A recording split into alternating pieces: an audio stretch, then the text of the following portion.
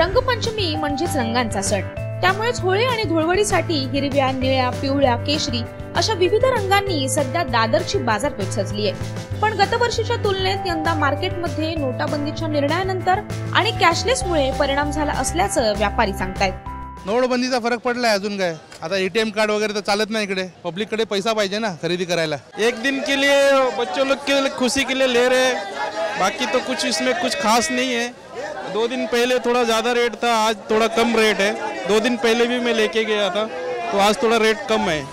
बच्चे कंपनीच्या आकर्षणाचा केंद्रबिंदू म्हणजे डोरेमॉन आणि अँग्री बर्ड हे सुद्धा पिचकारीच्या स्वरूपात मार्केटमध्ये सध्या पाहायला मिळत आहे। भरपूर डिझाइन उपलब्ध आहे मार्केटमध्ये, भरपूर डिझाइन, स्पायडरमॅन आहे, हीमॅन आहे, बॅटमॅन आहे। रंगपंचमीत रंगाची उधळण करून आपण आनंद मिळवतोच, पण त्याच वेळी होळी खेळताना पर्यावरणाचा ऱ्हास आणि पाण्याचा अपव्यय होणार नाही याची काळजी मात्र सगळ्यांनीच घ्यायला हवी।